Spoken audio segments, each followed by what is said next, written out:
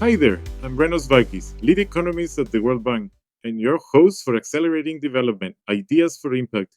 This is not your typical podcast. It's an AI powered conversation brought to you by the World Bank Institute for Economic Development, where we unpack the latest research with one goal in mind, turning big ideas into real world impact. Let's get started. Thank you for the introduction, Renos. Let me start with something simple. The next time you're at a gas pump and you notice prices creeping up, have you ever wondered why? Not just inflation in general, but what's actually driving it behind the scenes? Because today, we're going a layer deeper.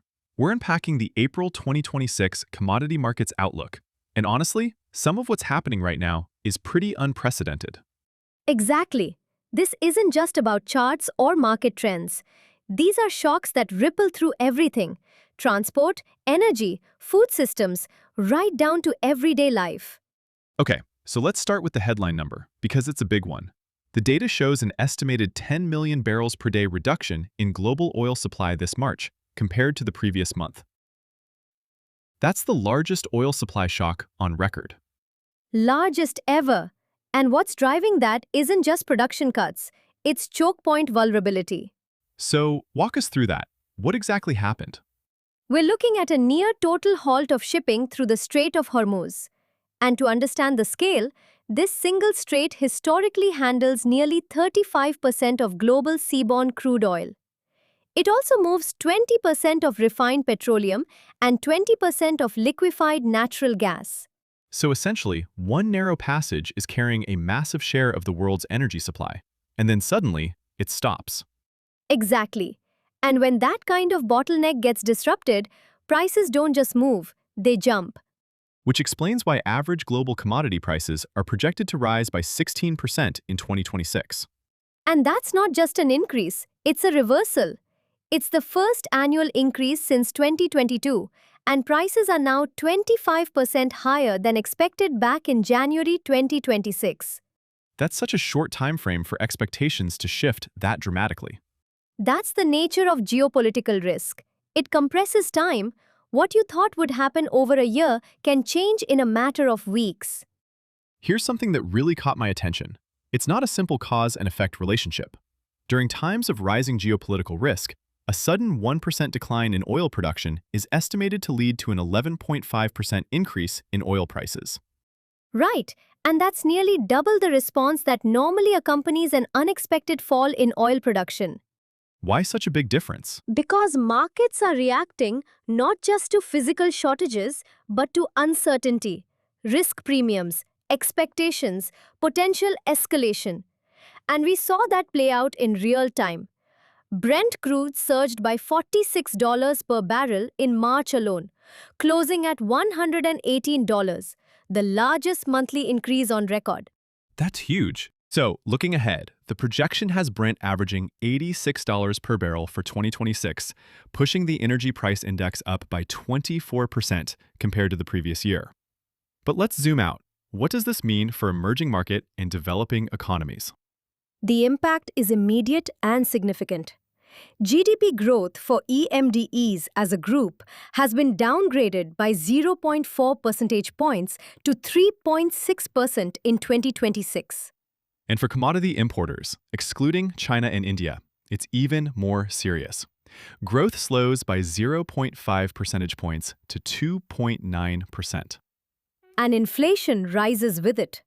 In EMDEs, GDP-rated consumer price inflation is projected to reach 5.1%, a four-year high. And that's assuming things don't get worse?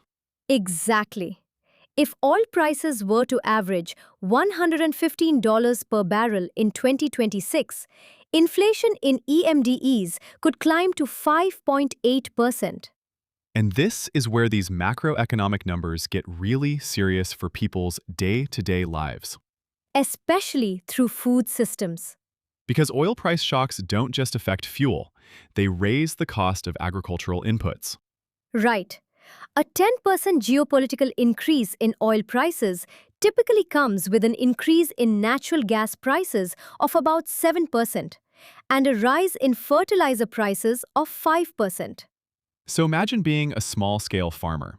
You're preparing for planting season, and suddenly, fertilizers are significantly more expensive. And that has real consequences.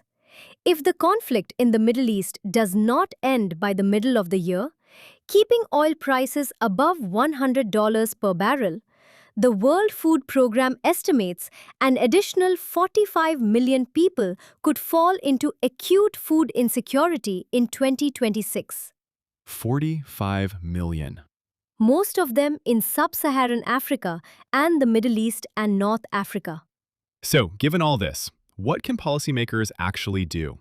For energy importing countries, it's about timely, targeted, and temporary policies to promote efficient fuel usage and support for vulnerable households. So, not broad subsidies, but focused support. Exactly. You protect those most affected without distorting the entire market. And for energy exporters? Discipline. Counter-cyclical fiscal management. Save when export earnings are strong to buffer against downturns when trade disruptions or low energy prices create challenges. Easier said than done. Always. Now, let's talk about another layer, fertilizers. This is critical. The Middle East supplies nearly 25% of global urea exports and over 15% of global ammonia exports. And when shipping is disrupted, Prices surge. Urea prices jumped nearly 55% in March, reaching $725 per metric ton, and the fertilizer price index is projected to rise 31% this year. which affects affordability. And we've seen what happens. Farmers reduce usage.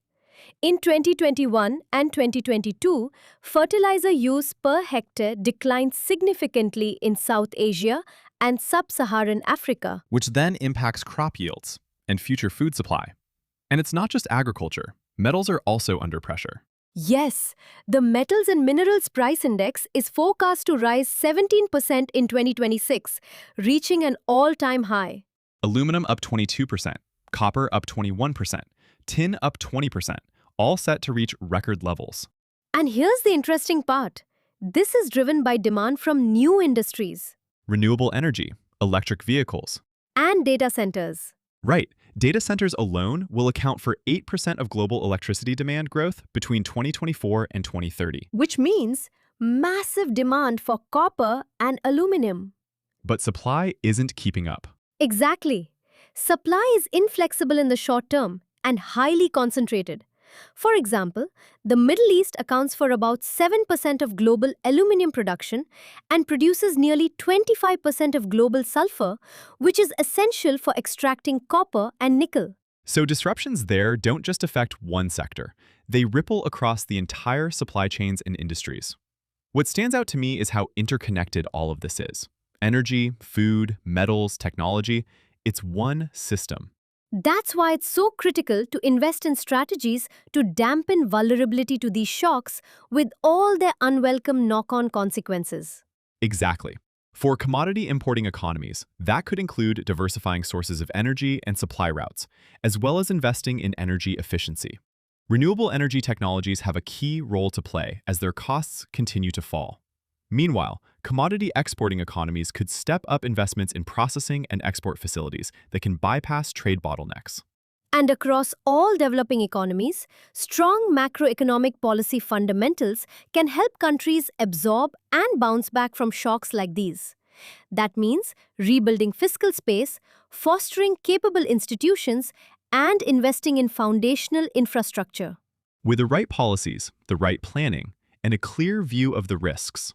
We can build more resilient systems moving forward. Over to you, Rinos. Thank you for joining us. You can find the full report on our website. Just follow the link in the description. Be sure to subscribe to be the first to know about upcoming episodes. And before you go, how do you plan to put what you learn into practice? And what topics you'd like us to explore next? We'd love to know. Until then, goodbye.